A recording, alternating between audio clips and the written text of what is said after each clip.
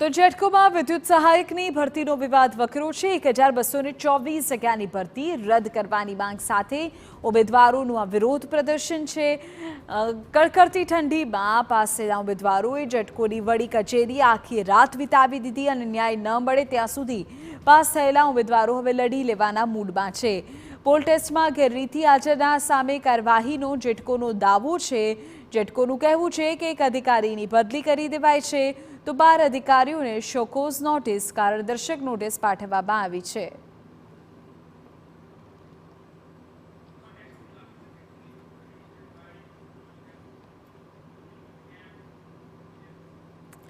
ત્યારે એક તરફ જે ઉમેદવારો છે તેઓનું આંદોલન છે, બીજી તરફ ભરતીનો આ વિવાદ છે। આ તમામની વચ્ચે કેટલીક મુખ્ય બાબતોની જાણકારી આપને આપી દઈએ કે આખો વિવાદ શું છે। જેટકો દ્વારા વિદ્યુત સહાયકોની ભરતીની પરીક્ષા લેવાઈ હતી, ત્યાંથી જ આ સંપૂર્ણ જે ઘટનાક્રમ છે તેની શરૂઆત થઈ અને વિવાદની શરૂઆત થઈ।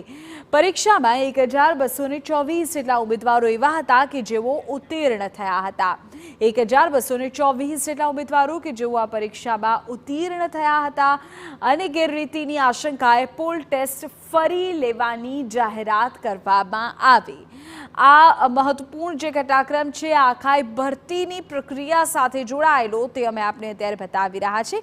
19મી ડિસેમ્બરે જેટકોની ભરતી પ્રક્રિયા રદની જાહેરાત થઈ। જી હા, 19મી ડિસેમ્બરે તાજેતરમાં જેટકોની ભરતી પ્રક્રિયા રદની જાહેરાત કરવામાં આવી અને તેને જ લઈને ઉમેદવારોમાં ભારે રોષ જોવા મળ્યો। જેટકોની જાહેરાતથી જે ઉમેદવારો પાસ થયા હતા, જે ઉમેદવારો ઉત્તીર્ણ થયા હતા, તેઓમાં સ્વાભાવિકપણે અત્યારે રોષ, ગુસ્સો જોવા મળી રહ્યો છે અને તેઓ હવે લડી લેવાના મૂડમાં છે।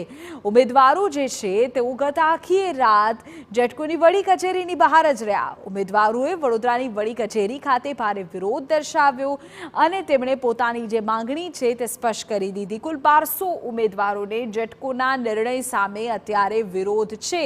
તેમનું કહેવું છે કે તેઓ પાસ થયા છે, તેઓ ઉત્તીર્ણ થયા છે।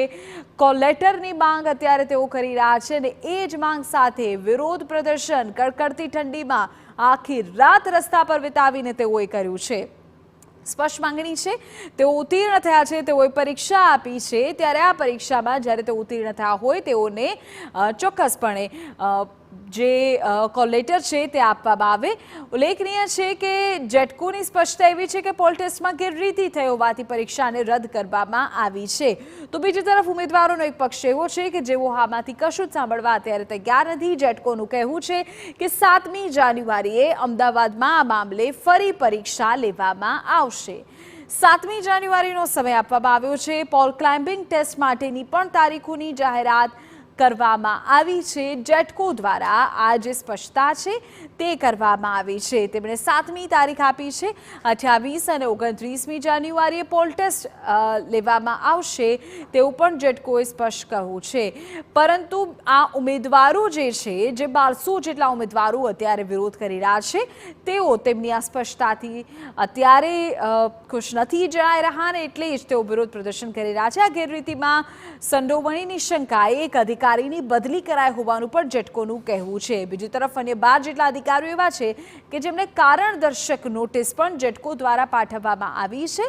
આ પ્રકારની રજૂઆત પણ જેટકોએ ઉમેદવારોને કરી રહ્યું છે। દોષિતો સામે કડક કાર્યવાહી કરવામાં આવશે તેવી બાંહેધરી પણ જેટકો દ્વારા આપવામાં આવી છે। આ જેટકો દ્વારા જે બાંહેધરી અને સ્પષ્ટતા આપવામાં આવી છે, જે નવી તારીખોનું એલાન કર્યું છે તેને લઈને પણ આપને વિગતો આપી।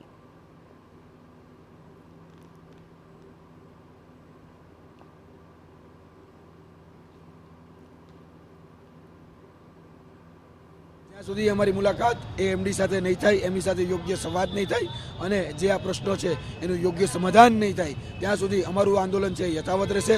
અને ગાંધી અને સરદારની આ ભૂમિ છે જ્યાંથી લોકશાહીનો પ્રાણ એટલે કે આંદોલન, જે આંદોલનના માધ્યમથી આપને આઝાદી મળી છે, એ જ પ્રકારે અત્યારે વર્તમાનમાં જે અત્યારે અમારી પર તાનાશાહી થઈ રહી છે એ તાનાશાહીમાંથી અમે આઝાદી મેળવવા માટે અમે પણ સત્યાગ્રહના રસ્તે છીએ અને આ સત્યાગ્રહના રસ્તેથી અમે સરકારને પણ સંકેત આપીએ છીએ કે જો અમારા સમસ્યાનું નિરાકરણ કરવામાં નહીં આવે તો આ આગળ જતા આંદોલન